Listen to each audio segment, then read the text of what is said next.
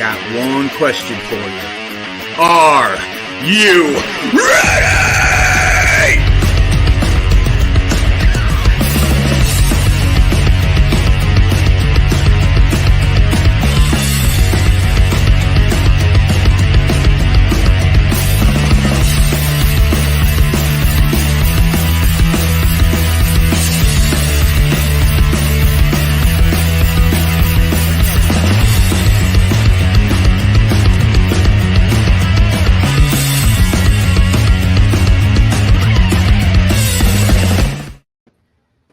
What up?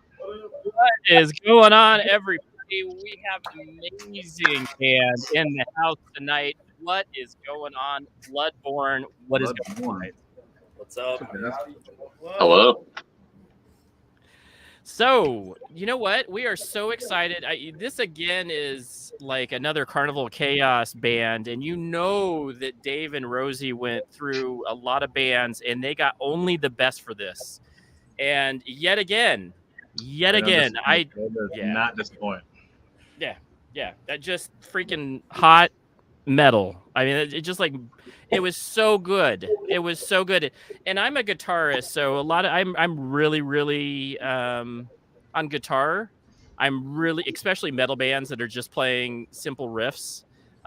That's not what we heard with this band. So I'm excited to get really into their music and how they got here. But you know what time it is? It is dessert time. Guys, did you bring some desserts for us to listen to look at? Nice. Yes, sir. What did we bring, guys? I went super basic and I bought like a multi-flavored cheesecake wheel.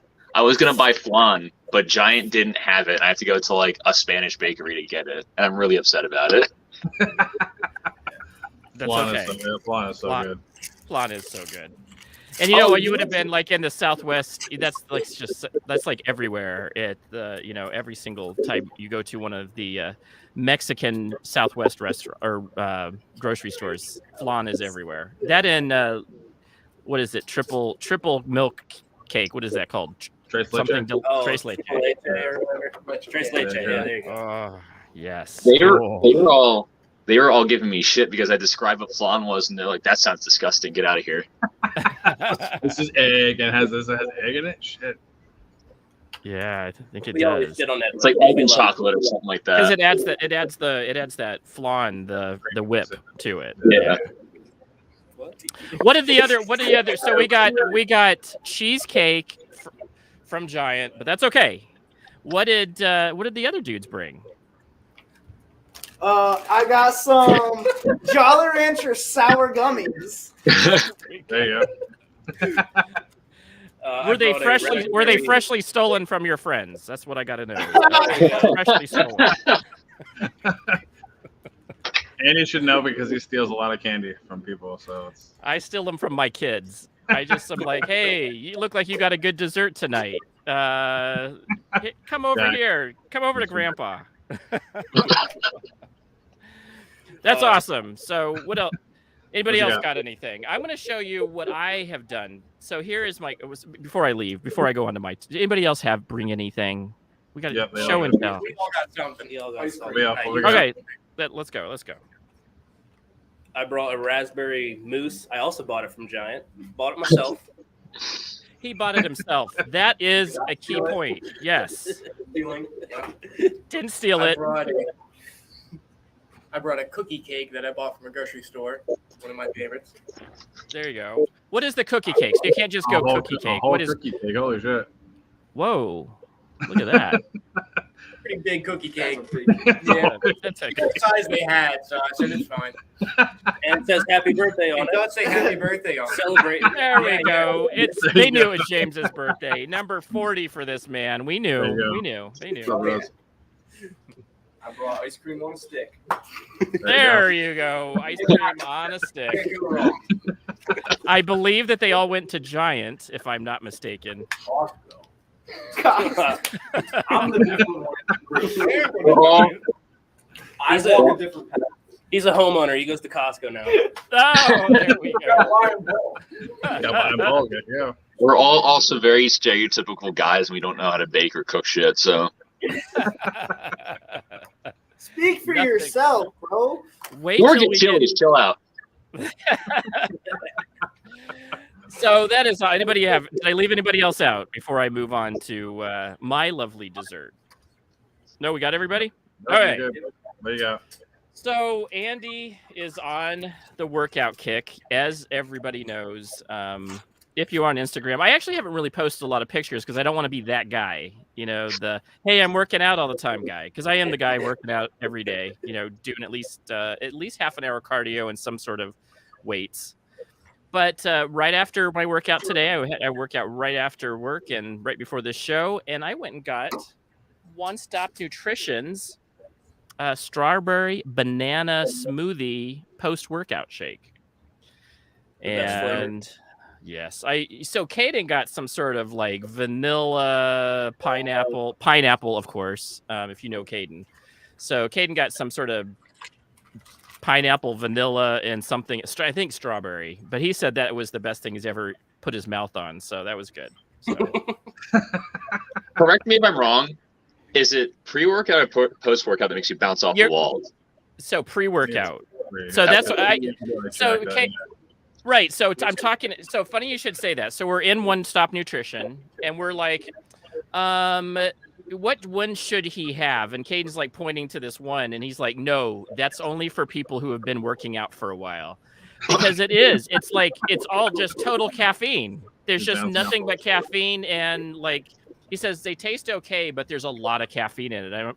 Caden's like, hey, maybe we can share one of these, Dad. I'm like, no. No.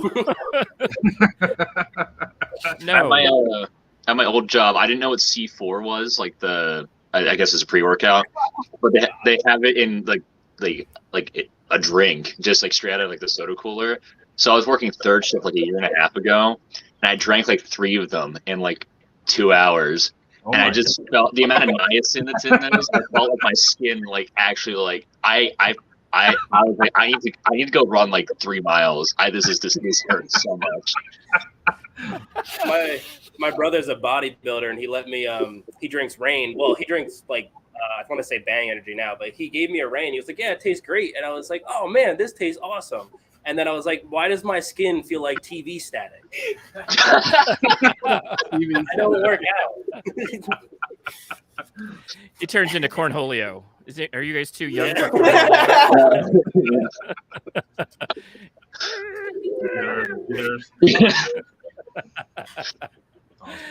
So yeah, exactly. So yeah, that's what I did today. I'm still trying to, I'm trying to keep it nutritional. I'm going to look for, though next week, I think I'm going to go down to Crumble and start off. I guess they have like 4 types of cookies there. So I'm going to go look at them. Somebody actually I've tried Crumble for the first time yesterday. Somebody actually brought in cookies yesterday from Crumble. Were they really good? Yeah, they're really good. Yeah, they're huge. Oh my God. Yeah, that's what I was looking at. That's what I'm afraid of, is that I know that, once you get into that place, you may not want to leave that place. You know me. Yeah. I try to eat bunnies in one sitting. So, Chef, as we always know, we bow down to the mighty chef who has made a dessert from scratch. As always, he's the metal chef. Pineapple upside down cake. Oh, yes. Wow. Yes. So talk about the recipe here, sir. What do you got for a recipe? Recipe, and I'll actually link it down like in the description once we're done as well. But no, base wise, lay down some butter, brown sugar, and then all your fruit and stuff, and then whip up the batter, which is pretty much just eggs, milk, vanilla, what else? Cornstarch, or not cornstarch, flour, baking soda, baking powder. Whip that up, pretty much sugar, butter, whip that up, and then just pour it on top. Let it go for about a half hour at 350. Cover it with foil for another 15. Let it go out for another 15, 20 minutes. Let it cool. Flip it over into a pan. And there you go. So I'll link the recipe down below. Yep. That's a big point, because I always want to be able to make, well, actually, I won't make it because I'm on a diet, of course. I would never, but anybody who watches this, we want people to be able to make what the chef is making, because it's all from scratch, guys. This is like the real deal. So do you do something different every week? He does. He does. Oh wow! Yeah, I just brought something from. I think I went local and got something from a local bakery, but yeah, I made this actually when I got off of work. No, yeah, he actually is a professional chef. So yeah, it's really cool. Yeah. Yeah, it's pretty. It's I love the desserts he brings in, and that's always fun. What an awesome job, buddy! Awesome job. Yeah. And also, what happened this week, James? What happened? Talk to me. Somebody turned a decade older this week. I think he's now hit the 40 club. It's 40. Unfortunately, it's 40. Yeah. That's the best, dude. Unfortunately, it does go down and goes up. So I'm going to tell you this. I'm in my 30s. My 40s have been the best. I just will tell you that. I did have my small midlife crisis at 40, and now it's like 8-9 years later, and I'm almost 50, but I think my 40s have been my best years, honestly. Just because of, you get a little bit smarter. I have a little bit more money. Most of the kids are out of the house. Well, some of the kids are out of the house. 2 girls are out of the house of the 6, and the other kids are bringing their own. But other than that, we're all good. Better, you're more established in your career, I think. So anyway, but that's not what we're here for. We're here to talk about some metal, guys. This is, I said in my little Instagram post, this is the metal that will steal your soul. It's so good. It will steal your soul. It is really good job. I mean, just really good music. And if you are not familiar with metal, you will like this metal because it is melodic. It has great guitar play. It has a lot of really good, it just has really good licks and really good singing. I was sitting there going, who do I think of this like? And what was your thought, James? No, like I said, backstage, when we finished last week's show, instantly it was on top of the promo, and looked them up. I had to actually go to their page and looked up their link. But Drown and a few other songs were on Spotify, but Drown had the more views and more streams. But yeah, I was blown away. I think their streams went up probably by like 50 or 60 that night because I seriously it was on loop. It was on loop the whole time, and yeah, I couldn't stop listening to it. It blew me away with how awesome it sounded, because it was just something that you wanted more of. And thank you very, very much. You guys are kind of just like starting out, like getting stuff out, and I know you're working on more stuff, but yeah, I actually wanted more. And I think Edwin sent me like a little bit of like a track of the next song, which it kind of got my fix of getting more music, and which is that song coming out. I know it's still in work in progress, but that song even I think might blow that out. So I mean, it's seriously, it's awesome. So yeah, what I got out of it, it's like bands I instantly thought of when I first heard it was like Unearth, was Parkway Drive, like As I Lay Dying, was like that metalcore like sound, like is what I kind of got that feel out of it. But yeah, that's all. It's amazing. Yeah, I thought so too. I was like Bullet for My Valentine. I was thinking some of that. I was like, this is really, really. I love this. I love the sweet picking, and I love the guitar part. Of course, I'm so caught up in guitar, so just don't. But then I was like, the voice is amazing. I just blows. I like the fact that you're doing the different parts and there's different singing going. There's the yeller. And then there is definitely some other parts that take it down. And so you're able to go between those two, similar to, but you're not in the same genre, but like that Linkin Park sound where you have the guy who, you have Chester singing and then you have that really good yelling part where you're like, yeah. It's the up and down. It's just literally the up and down of it, the screaming, and then like the dropping it down to like a normal, then back to screaming. You know what I'm saying? That yeah. balance. Henry Rollins, that type of stuff where you're just like, you can hear it kind of it's just changing. And I like the guitar part. So you have those heavy riffs that are involved in it, those really percussive riffs. And then you're playing sweet picking and throughout it. And it's like melodic arpeggios. I mean, who the heck is playing that one? Who's the guitarist here? Two of us. Both of Nice. us. Two of us. He's lead. I'm rhythm. Awesome. So the rhythm is really good. I enjoy the rhythm. Those are really great. But that lead, dude, that's really, really good playing. Thank you. Like I passed this on to a coworker of mine we actually had on the show as well. He's a musician. He's in a band. He does little he tours a little bit here and there, but he also works with me. I even passed it to him. He said the same thing. Great guitar riffs and great vocals and stuff like that. So I'm trying to pass it along literally to anybody that'll listen to it. So you definitely you're definitely getting shared and passed around.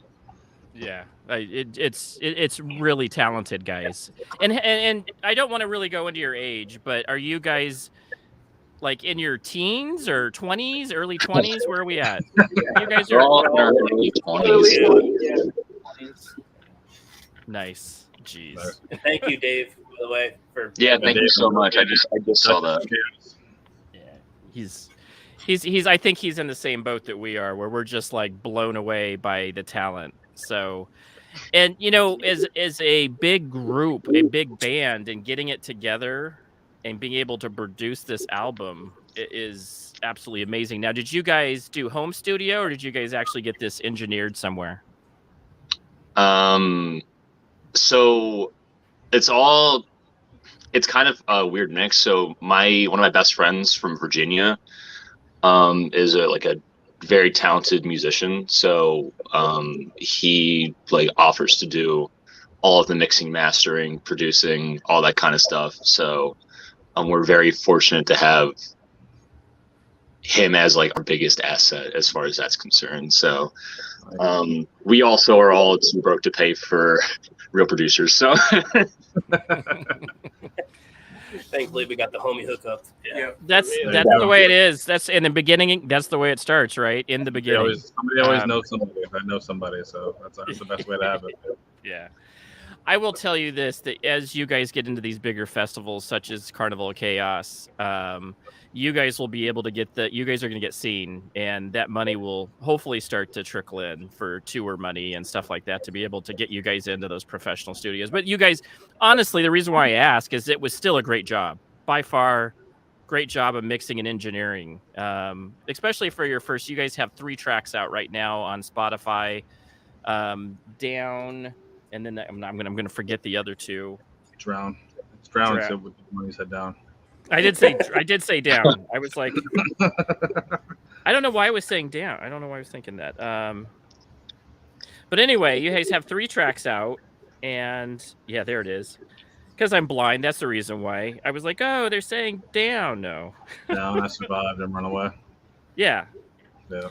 I liked Runaway the best because I like the intro. I'm just letting you know. I love synth. And synth is always really cool because that reminds me of old school 80s stuff. If you like synth though, the song that he sent me is got the synth right in the beginning. Oh yes, yeah. I'll send it to you too. Right on. He said synth. I'm like, oh my god, he's gonna love this. I love music. See, that's the thing about this. Is the thing that got me is the fact that you guys added that kind of thing into your tracks. That's music. That's how you become better musicians. That's musical. Adding different tracks and different types of music to it. It almost sounded like how the early Metallica albums always had that beginning guitar part, the classical guitar part. That's kind of what it had, that kind of really cool, oh, this is really melodic. Ozzy Osbourne had some of that stuff in it too as well. Just that nice intro, because if you think about where music comes from, it's a lot from those classical roots, and we're just adding to it. And I think that you guys did, honestly, an excellent job with that song, really bringing out that classical vibe, and then playing freaking arpeggios and sweep picking. It's funny about the synth is that I think we're all trying to be better musicians as the day goes on, but I get super hyper fixated on really random shit. So do you guys know who Mick Gordon is? The guy who did he did some really big video game soundtracks like Doom and Wolfenstein and whatnot, but he's an absolute madman when it comes to his sound. And so for the past like week, I've been like watching videos and interviews and so on and so forth in this process. And I'm just like sitting here, I go to my computer and I'm like, all right, how can I do any of this? And that's like, we're always like looking to learn new stuff. And that's my big fixation right now. It's definitely like production and whatnot. That's cool, man. That's a cool place to be. I think you guys are you're in your early 20s. You have so much more time to like grow as well with where you guys are at now with this song. I think you guys are gonna fucking shred like the whole thing, the whole genre of what you guys got. I think you guys can definitely like grow seriously as what you got already. Thank you. That Thank means you. a lot. You guys already have like 29,000 streams on Spotify for Drown already, and you guys already had that out for like what, a month and a half, I think. Something March like 18th. 3 months. Yeah. Like 29,000. That's awesome. Yeah, We did not expect that feedback. That blew us away. That really Yeah, blew us we're all sitting there like looking at our Spotify artists thing, like our app, and we're like, this has to be fake, and we're all like freaking out. But then just kind of watching it go up, we were like, actually, like maybe it's not, and we all kind of like took a deep breath and we're like, oh shit, this is real. Like this is what we got going on. Edwin Isn't that cool? specifically interrogated us. He was like, are any of you buying fake streams? We're like, no. Like, no. Why are we buying fake streams? When you look at the other ones, they're like 4,000, 5,000, 6,000, whatever, like 6,000. Still good, whatever. still good, It's like, still good. You got almost 30,000 streams on that. That's crazy. It's awesome. Those streams for I Survived and Runaway got boosted after we released Drowned. I think Runaway was like just over 1,000 and I Survived was maybe 2,000. They got boosted quite a bit. 1,500, something like that. They got boosted quite a bit from Drown. No, it's really good, guys. It's really good. And Drown is a really good song. Don't get me wrong. I really think that Drown is definitely, when you take a look at it, in your music, it's definitely better engineered, very melodic, good music, really good music. And I really enjoy this band. So let's go into some of how you guys are creating this music. So when you guys are coming up with a new song, how does this work with you guys? That's up. Do you guys want me to answer this? Or you want to answer this? I mean, I'll let you. We'll let you answer. But pretty much, Edwin hyperfixates on an idea, and he makes a whole song, and then gives it to us, and then we kind of just all come together and tweak it and everything, and add our own little flares. But Edwin's really the mastermind behind all this. He like he said earlier, he hyperfixates on stuff, and he creates amazing music, and and then we all build out. Yeah, I have the unhealthy habit of staying up till like 2 a.m, and like I'm starting to like dial back on it a little bit, because like we obviously have, and like we can talk about this more then, but like we're working on an EP right now, and that is obviously like our main focus now, since like those are in the forefront of our like catalog that we want to get done. So like, I need to dial back, like staying up till 3 a.m working on something that isn't this. But I'll come to practice and be like, here, like what do you got? Like what can we do with this? Right.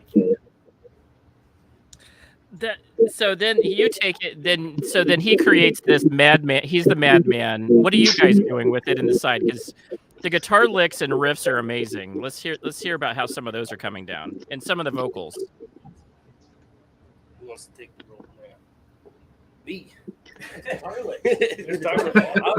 was talking to Isaiah. Who wants to go first?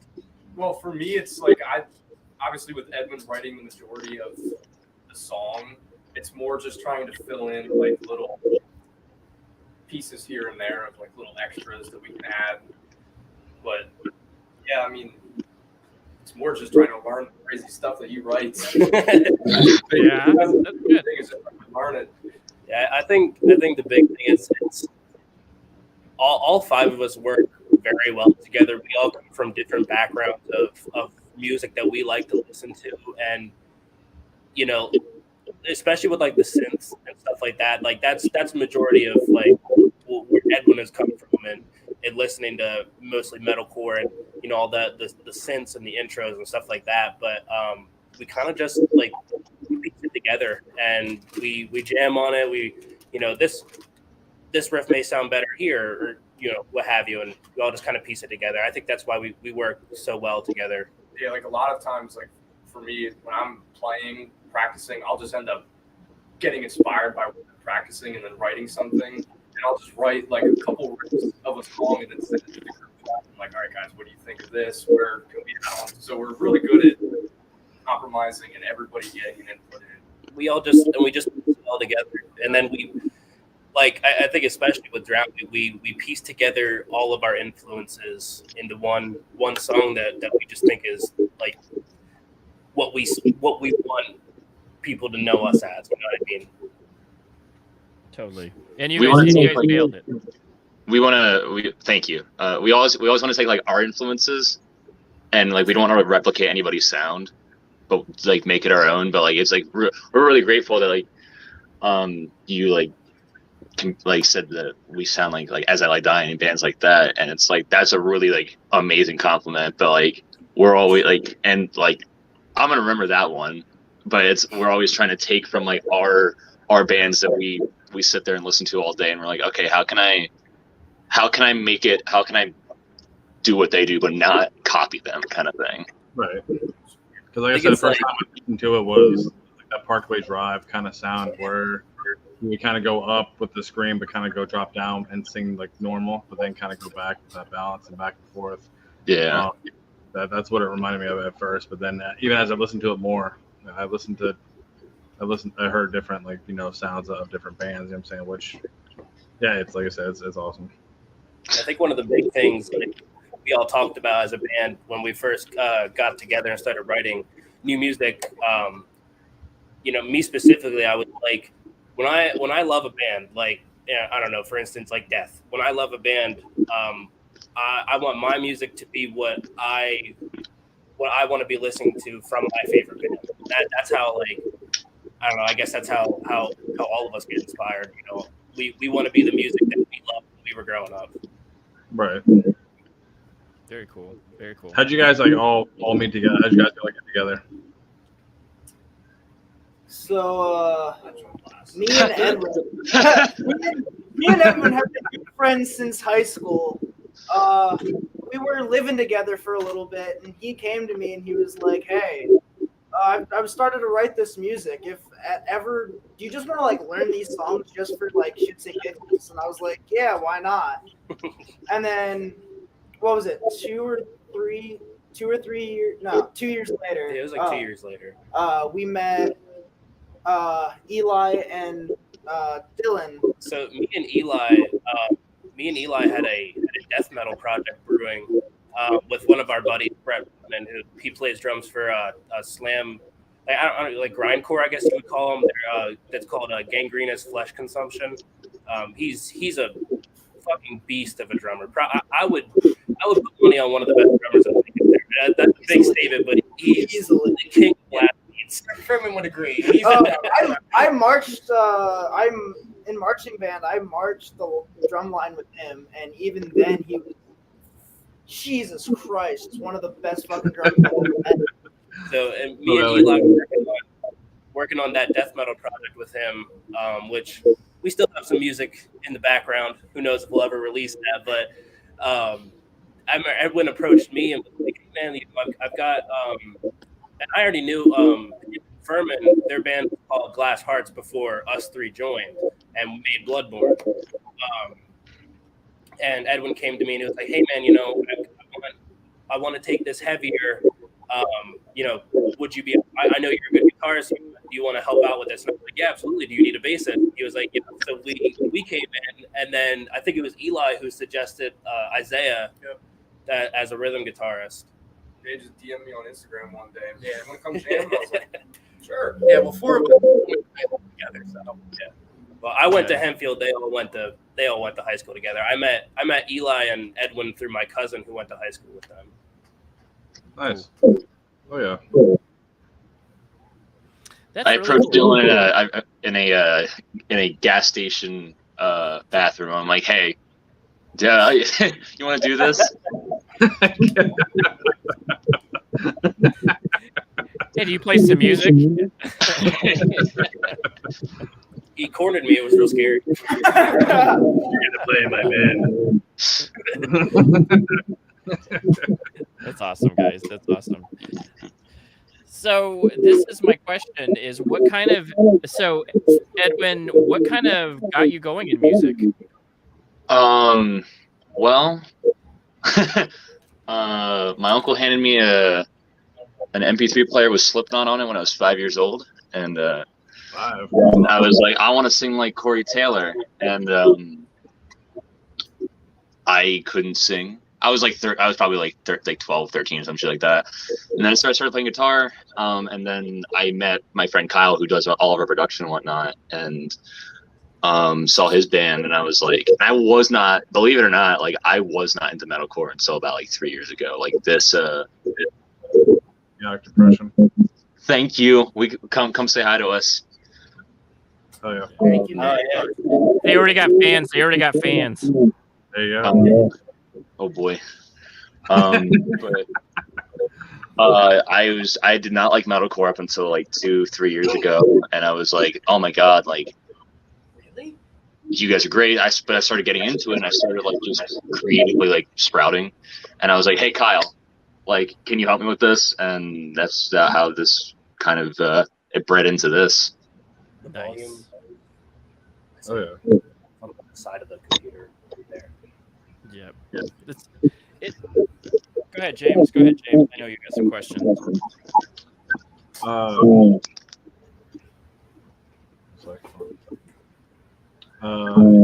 Fans packed the house in the church. That's what Rosie said. Yeah, that was nuts. The 610 squad, super fans. There you go. There you go. Super fans. So The talk about Uber how, fans. talk about your submission. Well, you said Rosie found you guys through, or accepted you guys, right? So that's how you got onto the lineup for Carnival of Chaos, right? Yeah. Nice. So you guys did that. But so here's my question for you guys: is this one of your biggest Is this one of your first festivals? Where have you guys been touring prior to this? We only played our first show June 17th Oh wow, really? of this year. So yeah, we actually got accepted for Carnival of Chaos before we played our first show. That's why Dave and Rosie came out to see us. Nice. They want to see how you guys look live. Yeah. We're super new to this. Are you guys excited? That's what I want to. How excited are you Oh, guys? absolutely. Very excited. Yeah, And this good. has been a dream for all of us as we were kids. So it's surreal to be actually doing it. Well, you guys are good. So talk to me about your guitar. Talk to me a little bit about your guitar. What is your backgrounds? What kind of inspired you guys to play the guitar that you guys do? So I believe I was 10 when I got my first guitar. It's funny, me and my dad we were just talking about this recently. When I was in like 6th grade or something like that, we went to a Van Halen concert and in Reading. It was the first tour that they came back with David Lee Roth. It was I don't think it was fully the original lineup because Eddie's son was on bass, Right. but yeah, I remember saying to my dad, I couldn't see well, so I was standing on my chair, and the security guy yelled at me, and I cried. And then I said to my dad later that night, I was like, I want to do that. Like I want to do what he does. And yeah, I started getting lessons. And at the time, me and my dad would listen to like Led Zeppelin, Iron Maiden, Kiss, Black Sabbath. All introduced me into like that classic rock. Then we started listening to like hair metal, and he got me really into like Kix and Cinderella. And I saw a bunch of these bands. Actually, Ronnie Youngkins, the guitarist for Kix, was my guitar teacher for a little bit. Oh, that's awesome. And then like I said, tripped one day in my backyard and fell down a death metal rabbit hole and never came out. So I discovered like Chuck Schillinger, Death is definitely probably one of my biggest inspirations. Just like the raw heaviness of his guitar, and I was blown away, and I didn't look back. And I think the only band I've listened to that's shaped my tone more than death is Josh Middleton. He's from my UK band called Silosis. He's the lead guitarist for Architects right now, because their guitarist Tom passed away. So they were friends growing up and everything. But yeah, he's one of my favorite guitarists, and that's where I got like my tone from. Like I use PV tube heads. Like my 6505 Plus is my in rig. But yeah, that's what really shaped my tone, and that's how how I started everything. Axe Effect is where it's at. Edwin wants us to go digital. Me and Isaiah refuse. Yeah, behind me. If you look at right behind me, I have a Line 6 Spider 5 240 thing. My first amp was. Yeah, it's a beautiful amp. I like the modeling because you get to go and choose your tones. I also got that little Spark, the little Spark that they were selling a while back. I got this bigger one than the smallest one now, the Positive Grid Spark. Oh, I've heard those are really good. They're fun to practice on. They're fun. Yeah. And then this Line 6 I could go bring because it has 240 watts of power, so it could. Oh wow! Yeah. Ooh. Yeah, it has enough to push that out. So I don't ever. It's always on like 2 or 3, but I just love the fact that you can download different tones and mess with it, and then you can go get a footboard and be able to choose between the tones while you're playing. That's what I do with my. I have a Boss Katana Mark II head, and that whole tone studio you can do, the Boss Tone Studio on the computer. I love it. That's what I use for practicing. Yeah, they're great. They're great.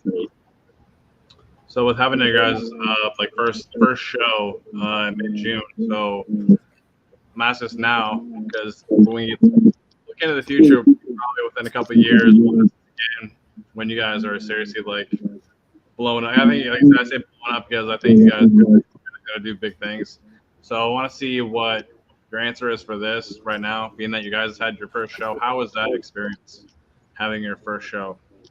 So the whole, I think start to finish, how I think was I it? can say, there was months of practice, constantly getting the songs down, getting tight as a band, and I think we got to a point where we were feeling pretty good about the show. And obviously, the day of the show, first show, everybody's nervous. We were all nervous. We got practicing here before the show. Driving over there, everybody was nervous. But once I started hearing, we were backstage. Once I started hearing bands playing, I got overwhelmed with energy. I'm backstage. Let's go! We're gonna play, dude! Everybody else is nervous. I'm trying to give them my energy. I think it worked. It's funny. Me and Dylan were standing backstage, listening to the band that was before us play, and we were we heard them talking just to the crowd, and they're like, "All right, good night. Give it up for Bloodbourne." And we just looked at each other "Oh, we got to do this now." It's time now. This is It was awesome though. Best Yeah. experience of my life. I think I was more nervous driving over. I said this to them. I was my stomach hurt driving over, but as soon as I turned on my amp and I was just kind of sound checking myself and everything was working properly. Unfortunately, my 6505 likes to cooperate when it wants to, and it makes some ungodly squealing noises sometimes. But I turned it on and I tested it. Everybody started cheering, and I was like, "Oh, this is gonna be fun." That's cool. That's cool. You know what? This is so cool. I have never made it. I played in band, but I did not ever play guitar. I started playing guitar on TikTok and then a few riffs here and there on this show. But I've always wanted to do the whole live thing and never been able to do it. I'll just live vicariously through you guys. So we have a question from Ross that says, please understand I'm no musician by any means, but writing your own music, do you each create a piece of the puzzle, or how does that work? Sorry, I'm just reading the actual. You create the puzzle. How does that work? Honestly, Edwin, you can go ahead on this. honestly, it just it kind of depends on which song it is, because it can either be pieced together like a patchwork, like a puzzle, or it can be my madman tendencies to write 3.5 minutes of music in 5 hours. And by no means is it like done. So like there's always, but I'll bring it to everybody and be like, okay, let's work on this. Let's get this sorted out. And that's so it's one of those two. We're trying really hard to because I've written a particular way for so long, but now that like obviously we're all like working together, we're adapting to that style a lot more, so that it isn't me going nuts for no reason kind of thing. So yeah, I think we all make riffs and send them to each other, and it's really just whatever sticks, and that's how we write. I think a big thing with us is we don't have any rules when we write. We write what we like. If we like it, we like it. If we don't, we don't. Awesome. That's cool. That's cool. Do you know what though? That's the cool thing is you guys seem to have the passion, and you guys have the ability to do. You guys are doing really well. I mean, I find the bigger the band, the harder it is to play together, and you guys are doing a great job with being able to. It sounds like you guys are able to blend, and that's what exactly a good band does. well, we're also no 9-piece band like Slipknot, so We're all really good. So it's like whenever there's topics that are uncomfortable, even 5 people in a band, it's always tough to get everybody in agreement, whatever. And I feel like we're all close and we understand it. We kind of are able to make compromises and get everybody kind of happy with things. It's tough, and we're new. We're trying to figure that out. Yeah. And all of us are very non-confrontational people. So when we have like issues as a band, somebody didn't feel like their opinion's heard, or we're able to solve it so quick. And I think we have a great chemistry together, especially with us being a 5-piece, which I mean isn't big by any means. Like Edwin said, Slipknot's got a 9-piece, but that's a little bit of a one-off. But we're able to communicate with each other pretty well, and there's really not a lot of issues that we have together, which is great. I think that's what definitely keeps the band together is when you have, so even when you have 5, I know 5 and 9 are way different, but even when you have that communication, it's a lot of different ideas. This is 5 different minds, thinking of different ideas. So obviously when if something's wrong or something's bothered or something you have a problem with something, whatever, you guys are not afraid to mention that, to get it out of the way and be like, okay, how can we solve this, problem solve this, and get to where we need to go, without, I think that just that communication is what helps bands last for like 20, 30 years, So having that now is a good growing step, to have growing into the future. I think also it sounds like you guys are friends, and I think that that has a lot to do with being able to make a good band, because you guys have good communication already as friends, and now you guys are able to, and especially if you drop the egos. Music is one of those things when there's egos, and Van Halen was a perfect example of it.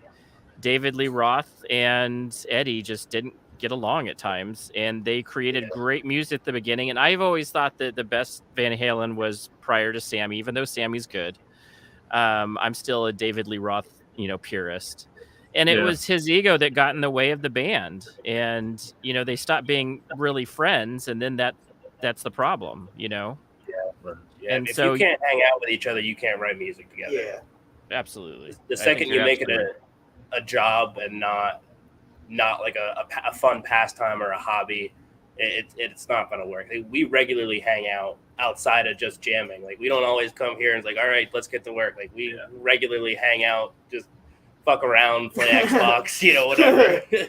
See, that's the way it should be. And you guys are having, and this is the thing, is that music is coming from that soul, from that fun, from that energy. And I think that that's what makes good music, and also you have to, and a madman that stays up until 3 a.m. I have been, I have personally been, involved with that. My dad stays up till 5 or 6 a.m. making music, and he makes amazing stuff at 2 a.m. It's just like, I gotta get this down. I gotta get this one thing. And he's just sitting there for hours. And you're like, that's the same thing over and over again, Dad. But you're playing with it just to see how the tone difference, doing different things with tones, doing different things to make it a different melody. Absolutely love it. Well, I get into really strange headspaces when I write. So like I'm thinking of melodies and whatnot. And so my most recent endeavor of an idea that I had was I had this melody idea for I don't know where it came from, but I'm like I keyed it in my software or whatever, and in Cubase, and I was like, man, what sound would be really good with this? And I just kind of went through all the presets and all the sounds that I had, and I was like, oh, a glockenspiel, fuck it, we're gonna use this one. So now I have no clue if that will ever make it to, and I was like, that I have no clue if that will make it to anything ever, but it's just sitting there in my computer just in case it wants to creep out at some point. Oh yeah, Bloodbourne folk music. Yeah. So in album 2, when you notice that there's a glockenspiel in it, you'll know where it came from. You heard it from here first, guys. Pioneering. Let's talk about your usually you guys have an upcoming EP. Let's talk about a little bit about that, about what your a little bit about your tracks are being released on and what date you're releasing it. Can you repeat the question? You said you had an EP coming, or you're working on an EP. Like, could you share like a little bit more information on like how many tracks and like a release date you guys are gonna release it at? Edwin, you want to take the reins on that? Yeah, sure. Well, we don't have a release date yet because I still have to track vocals on 2 of the songs, but tentatively we want to release it October at the very extremely latest, because we've been sitting on it for like a while. It's going to be about 6 songs. There's three of I'll just screw it. I'll just say it. 3 of the songs already out for it because we never planned to do an EP, but it ended up when it came to writing, especially lyrically, there's like an overarching message. And I was like, oh, it would just make sense. So we're not trying to cop out by doing it that way, but it's definitely, it makes sense. And once you hear it, it'll make sense.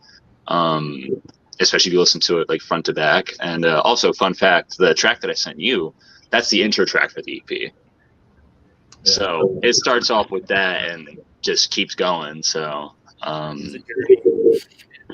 it's that's definitely one of those we wanted to, because not everybody's going to hear Drown or Runaway or I Survive first, and their first song might be that song or something like that. So we wanted the first thing that a lot of new people listen to be this really grand soundscape of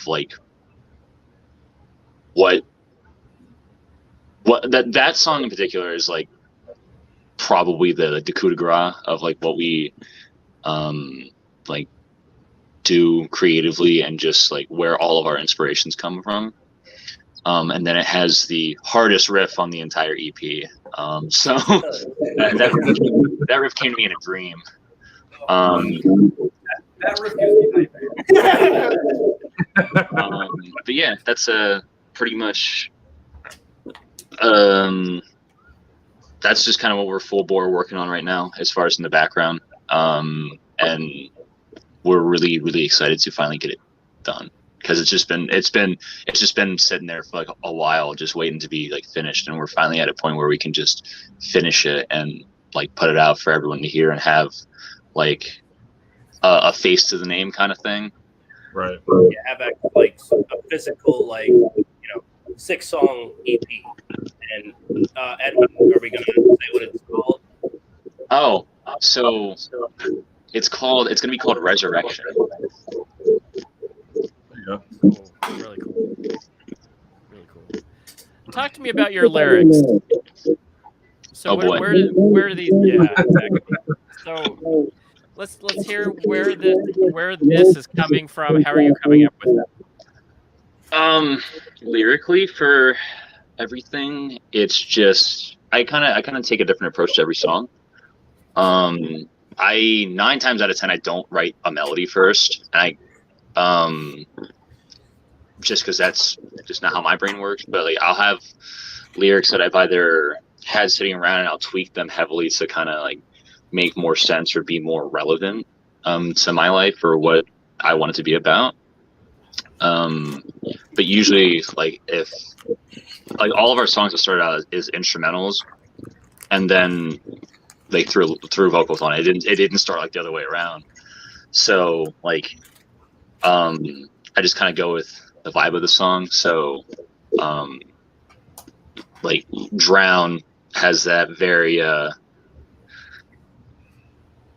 evil kind of. Oh, and I also kind of, depending on when I write the song, that's kind of at what point in my life or what I have going on at the time or what point in my life I'm at. So like Drown was a very tumultuous point in my life, so it definitely, the lyrics reflect that kind of point in my life. And then as the like it kind of, we started coming together as far as making an EP,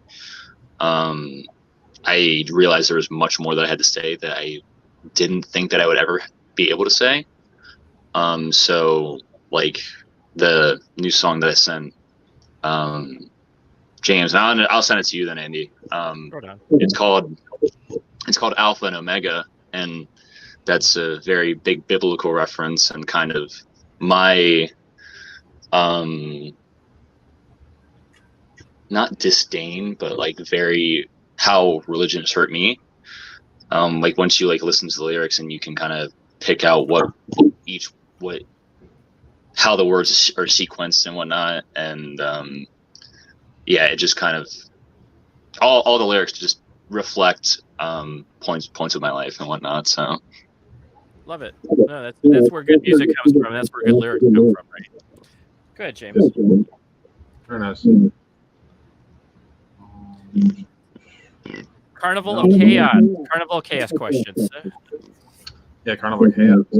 So let's see. Like Carnival, like my part, right? Yeah, so let's hit up Carnival of Chaos. When is Carnival of Chaos again for all the August 13th is Carnival of Chaos. I think it's on a Friday. I think Friday or Saturday. Yeah, Yep, Friday. It's a Saturday, I think. No, yeah, it's a Saturday. Yeah. We have a show the week after that's on a Friday. Oh, that's So, right. very Carnival cool. of Chaos. Very cool. And it's down at the church in. What's the name of the? I can't even remember the name of the town. We got to remember the name of the town. Lebanon, Pennsylvania. It's in Lebanon, VA. Yep. Where are you guys located at in Pennsylvania? Just for the viewers. Lancaster. Oh, Sir. Anybody that says it wrong, if you're from Lancaster and anybody who says it, so there's two fun fact for anybody that is watching that he's not from like obviously our neck of the woods. So we're from Lancaster County, and if you're not from here, you're gonna pronounce it Lancaster, and we always yell at people that pronounce it Lancaster. What's the proper way of saying it again? Lancaster. There's like an L-A, a long A, Lancaster. Okay, gotcha. Long A. So everybody remember long A, Kister. Very good, very good. So did you guys grow all up in that area? Yeah. Nice. That's what you guys were saying. You guys went to. But sometimes you always have that transplant from like the South. He comes in. He's like, "Hey, yeah, I moved here when I was 15." Well, that's cool, guys. So we're really excited for you. I have a few more. We got a few more questions. We got about 5 minutes left of our lovely interview. We've had a great time with you guys. I actually do have a couple questions from the chat. So Russ says, "Does your immediate family support you guys?" Absolutely. Yes, my mother is one of those people that's like, I don't that's screamo stuff. Like, I love you, I'm gonna support you, but that's screamo stuff. So she doesn't understand it, but she definitely supports it. Nice. That's a big, huge part of life. Let me tell you, when you have support from family and immediate people around you, that's really good. Yeah. My parents, before Isaiah bought his house, we moved our jam spot to here. My parents had to listen to us banging and yelling in their basement for a couple hours every week. So, yeah, my parents have always been wildly supportive. My dad, especially. My dad is a bass player, and growing up, was super musical and so ecstatic when I wanted to start playing guitar. He's been, well, my whole family, but my dad has been a ginormous supporter. I think it's pretty proud dad moment when you're like, you kind of pick up that same kind of music, you know what I'm saying, or same kind of bass or whatever, you know what I'm saying. You pick up an instrument, it's kind of like proud dad moment kind of thing. Following in their footsteps. Yeah. Awesome. So here's the other thing I want to hear. We have not heard from the bassist or the drummer. I want to hear from you guys. What are you guys thinking about your percussion and your bass licks? We never hear from the bass guys, so we want to hear. Bring out the bass guy. Who is your people? Who is your people who you listen to and who inspires you?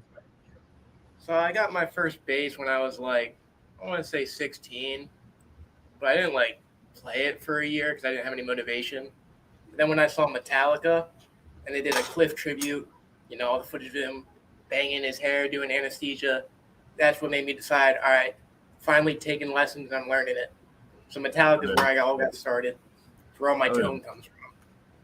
Nice. And then how about the drummer / percussionist? We'll call you drummers, however you like to be called. Drummer, whatever. It doesn't matter. But when I first started learning how to play like metal drum set, it was mainly like the easy metalcore songs like Day to Remember, like Mr. Highway's Thinking About the End. That was like one of the first songs I really learned how to play with double pedal. And then now I'm playing stuff like Recreant by Chelsea Grin, all that fancy deathcore stuff. That's awesome. Fun fact for everybody. Andrew, our drummer, actually taught me how to scream. Yeah, years and years. I was going to ask What's up? I was going to ask that as well. One of my questions was going to be like, how long did it take you to kind of perfect like that? You said because you said you weren't really a screamer. You say you learned to scream. I mean, how long did it take you to perfect it? I still have not perfected it. No, like I'm always working on. I'm definitely not like obviously formally trained in either in any sort of my vocal styles, whether it's just singing or screaming. I just kind of when he taught me, I didn't do it right and I blew up my voice, and like I think most like metal vocalists do. But I just kind of, I don't know exactly what I did different, but I just did it to a point where it stopped hurting. But there's like, especially since we're playing live now, I am not in shape by any means. So like when we played our first show, I was dying like towards the end of our set. Like, there's a Dave and Rosie took a video of it, and like we were so stoked, and I was just like we've all been saying, it was a really surreal experience, and we had the time of our lives. But after our second to last song, I also go like 9 times harder than I do when I'm like recording, because I know my limits. But when we played live, I was just so excited that I pushed my limits past what I thought I could do, and that inevitably ended up with me like hunched over, like gasping for air. So I have a lot to learn as far as that aspect, especially as far as like a live aspect is concerned. Right. Oh, that's awesome, though.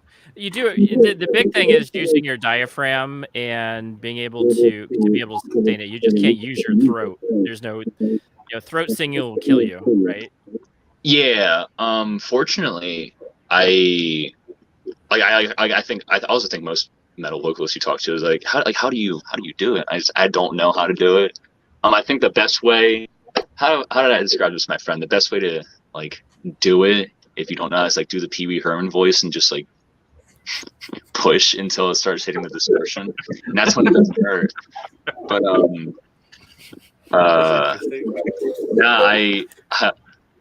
fortunately, I do it where I no longer am hurting myself when I'm like screaming, especially because there's some parts where I'm sitting there, I'm like, man, I shouldn't have vocal cords anymore, but I still do. So I have at least it's the learning. You know what I'm saying? Like you learn from your mistakes, and then obviously you can not to do that again. And like I said, you're progressing. Yeah, we have a good friend named Ben who's a screamer for a band. He's screamo music, and he's a screamer. And he says that's the one thing, you just have to be able to learn how to do it musically, to using the right techniques to be able to project your voice. It's about projecting, right? And not just using your throat to push out the sound. You're projecting. So, yeah. Sorry, I had a thought, but it went away. It's all good. So we do have a question for the bassist, and I think people who don't know drums, what is a double bass?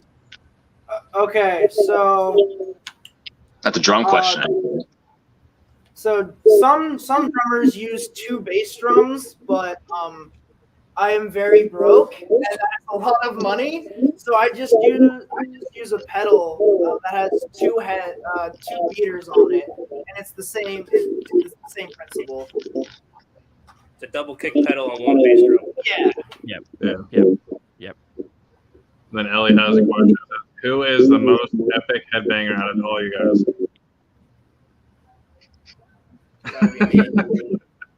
He dresses up like Jesus when he goes to concerts. He's the most metal out of all of us. I've been to more The holy concerts. headbanger. Yeah. Didn't you get like blessed by Marilyn Manson himself in his They brought me costume? on stage and whatnot. Yeah. Well, talk about that for a second. Right on. Talk about that for a second. What happened? Or what? They brought you on stage. Oh, yeah. I was dressed as Jesus, as I and before Manson came on, I was in the pit area because I'm a mosher. Yep. And the guy said to me, they're like, "Oh, when he comes on, we should hold you up above the crowd." And I was like, "Okay, but if we do it, we got to do it during Antichrist Superstar, which is later in the set." They're like, "All right, fine." It comes on, I'm moshing, I'm going crazy, and someone just points at me. They're like, "It's time." And I'm like, "All right." So they grab my feet, they lift me all the way up. I'm just standing there with my arms out, and we lock eyes. He just points at me. He goes, "Jesus, get up here." So they crowd surf me up. The security pulls me up, and he's got like the Podium. Yeah, the podium. So I'm like kneeling next to the podium like that, praying to him, and he like blesses me and everything. It's pretty cool. That's awesome. That is really cool. That's definitely an epic thing.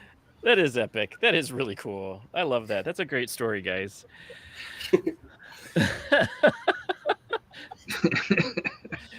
Get Jesus up here. He needs to be. When me and other funny Jesus moment with Eli, me and him were at the Baltimore soundstage, and we were seeing Deicide, and I don't remember what song it was during, but Glenn Benton just looks down and goes, "Jesus, I knew you'd fucking be here." It was in between songs. I was in the middle of the mosh pit standing there again, and we just made eye contact, and he was like, "I knew Jesus would be here tonight," or something. Did he look like you fucking prick or something like that? No, I don't think so. I forget what he said. He's like, "I knew you'd fucking come." Yeah. And then he tried to throw me a pick at the end, but someone else got it. So. Oh, shit. Bummer. I did get it. Yeah.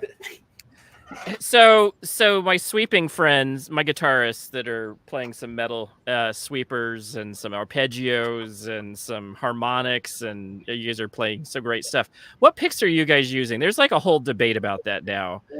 And where do you guys stand on it? Are you guys like that sweep picking guy with the little edge on them that are coming out with like, they're almost like thick and crazy, so they almost roll off the strings? Or are you guys classical pick people? So me and him are complete opposite. I like a thicker pick, usually like 1 millimeter to 1.5 millimeters. I'm a religious user of Dunlop Jazz 3s. That's my absolute favorite pick. I barely have a millimeter of the pick actually hitting the strings. It's mostly my fingers resting on it. But I also use the Ibanez sand grips. I love Ibanez guitars, and Ibanez released a pick it's called a sand grip. It has a piece of sandpaper on front and back, and if you have sweaty hands and you struggle with dropping picks, that is the best pick to have. I agree with you. Especially, I like the Tortex ones too, but yeah. Those were the original. I picked up your pick one time, and it was like tiny. Yeah. Like I use big fat picks, like the biggest, chunkiest pick I can find, because like most of my playing is all on like thick strings, so I don't need that extra elusiveness, I guess. I just need the chunk. So that's what I go for. As long as there's like a little bit of texture on the pick for a little bit of grip, that's all I need. I'm not super picky about what I use. Just big picks, that's all. And then what guitars? You said you're using Ibanez? You're using Ibanez guitars? Nice. What's your... Currently live, I've been playing for my 7-string. I have a Schecter Omen Elite 7, which has stock pickups and everything in it. And then I have a DBZ Bolero. It's kind of a more obscure Dean B. Zielinski, the owner of Dean Guitars. He had another company. I could be wrong about this. I'm pretty sure it was before Dean Guitars was a thing. I'm not 100% on that. But I have a DiMarzio X2N because of Chuck Schuldinger. That's literally my favorite pickup for metal. And I have that in the bridge. That's what I use for my 6-string. But I also have a BC Rich Warlock 7-string that I'll be using probably at Carnival of Chaos, if not our show after that. And then an Ibanez Xiphos, which is a 6-string, which is the person who designed the BC Rich Stealth for Chuck Schuldinger. He teamed up with Ibanez and they made the Xiphos, and I bought that. Nice. My first guitar was an Ibanez. Who's the other guitarist? What are you playing? I play, so my 7-string is Jackson. It's just a Jackson, whatever they're. I think it's a Dinky, or no? I have a 6-string Dinky. I have like 10 guitars, and I string can't keep track of them. The ones that I played live is just a Jackson 7-string, and then a Dean Cadillac. The next show, I'm thinking about using my other Jackson 6-string that has a Seymour Duncan Custom Shop 79 pickup in it that I put in. I love that thing. So I'm still kind of up in the air which one I'm going to use for the next show. But maybe bring both just in case, right? Yeah. Bring both. You guys can be that road. What about the bass? We got to go bass guitar. What's the bass guitar? All right, I got 2 main ones I use. The first one is a Ibanez bass that I got for like $90 used. Completely beat up. I have like a pentagram carved into it. It's got like blood splattered on the head, a chain guitar strap on it with an upside down cross like nailed into it. Like you said, he's the most metal. And that is real blood on the head from him. Yeah, I accidentally cut my finger open on a zipper, and I was like, well, my bass is right there. I just drifted on it, and I was like, it's pretty metal. Then my other one is a Tom Araya from Slayer signature bass that I've been using. So nice. There you go. Right on. Cool. So we're gonna do some wrap up. James, go ahead. So you got to highlight Rosie's comment right there. Oh. Where's Rosie? Yep. There we go. So I think it's a pretty good idea. Oh yeah. Oh my God! Yeah. We could have dude. You gotta do Jesus moments. With Eli, that's probably the best. We're not doing that one today. Okay. Yeah, if we're wrapping up, that's another time. We definitely have some kind of video segment somewhere with that. We will post that video segment if we find it. Absolutely. I'll get working on it. That's Coming awesome, sooner than guys. you think. Right on. James, so we're gonna wrap this up. We're a little over time, which is fine. But James, you got any last questions or anything? No, it's I knew that how this would go would be amazing. Nothing short of amazing. Listening to you guys from the first time last week to now, I'm literally blasted. I think over 100 times. Like seriously, like your views have went up. Literally, we started listening to you guys. So, yeah, we look forward to anything you guys have coming out. I think I definitely want like the first autographed like album EP. Like seriously, you guys, you'd have the first album autograph anything. So, literally, I literally ordered a shirt that day. From Edwin. I sent Edwin the money. I ordered a shirt that same night. I listened to you guys. Thank you. So I have that coming as well, and I'll definitely post that up when I get it. Thank you. Yeah. We just finalized some designs with new merch that we have that we should have at Carnival of Chaos. Yeah, we're gonna have it there. Yeah, I hope so. Very cool. Very cool. Okay, guys. Well, we always leave it to James to tell us the last thing. So, what do you got, James? For those that watch, like I said, go to Carnival of Chaos 2, August 13th. And as always, thanks for watching, and thanks for having you guys on as well. Thanks for your time, and stay tasty. Yeah, saying. Yeah, thank you. Thank you guys so much. Thank you, guys. We will catch you all next week. See ya.